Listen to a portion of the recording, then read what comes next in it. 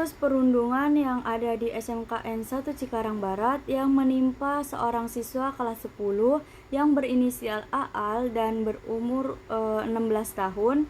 Saat jam istirahat, Aal ini dibawa ke lapangan bola oleh kakak kelasnya, kurang lebih dari 10 orang kakak kelasnya. Kakak kelasnya ini memukul secara bergantian, satu orang itu bisa sampai 8 kali pukulan. Akibat penganiayaan itu, rahang kiri Aal itu patah dan harus dioperasi. Ia sekarang hanya bisa makan dan minum pakai selang karena kondisinya itu sangat lemah. Terakhir saya baca di Berita Urban Cikarang yang memposting pertama kali berita itu.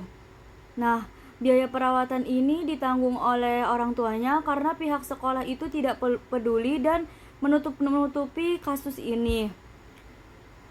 Ya, orang tua korban kecewa karena cuma hal sepele. Nah, ada peraturan yang tidak tertulis, itu tidak boleh foto oleh siswi yang beda jurusan dan itu masalahnya hal sepele gitu. Jadi orang tua korban kecewa, pihak sekolah itu gak peduli sama sekali dan pihak korban melaporkan ke kantor polisi. Nah, berita yang saya baca baru tadi yang diposting oleh Cikarang Daily baru saja tadi, itu beritanya saat ini katanya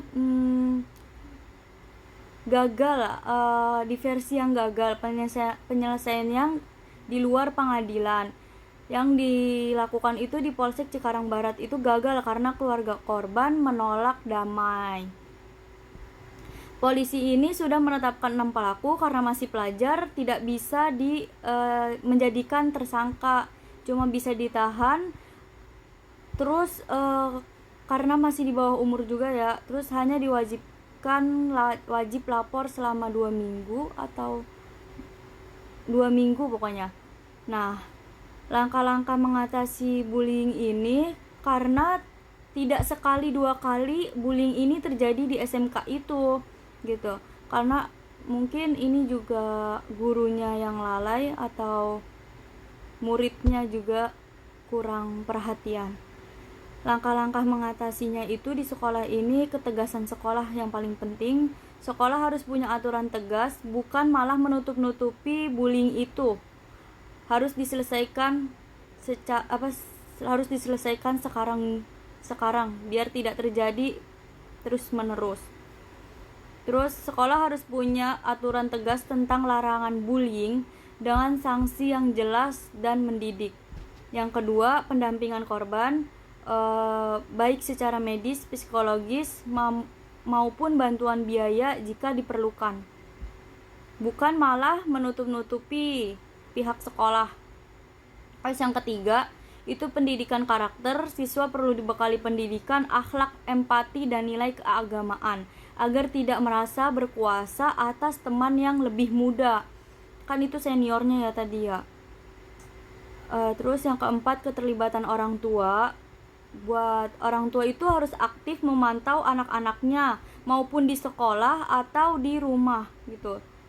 Terus perkembangan anak itu wajib dipantau, memberi nasihat dan bekerja sama dengan sekolah. Terus yang kelima, pendekatan hukum yang adil. Meski pelaku masih di bawah umur, hukum tetap harus ditegakkan agar ada efek jera. Tetapi disertai pembinaan supaya mereka tidak mengulangi perbuatannya. Yang keenam, meningkatkan kesadaran melalui sosialisasi atau seminar dan kegiatan sekolah. Siswa itu harus diajarkan bahwa bullying adalah perbuatan yang melanggar hukum. Dalam Islam pun juga dilarang menyakiti orang lain. Kasus bullying ini sangat masih terjadi dan tidak sekali 2 kali kasus itu terjadi di sekolah itu.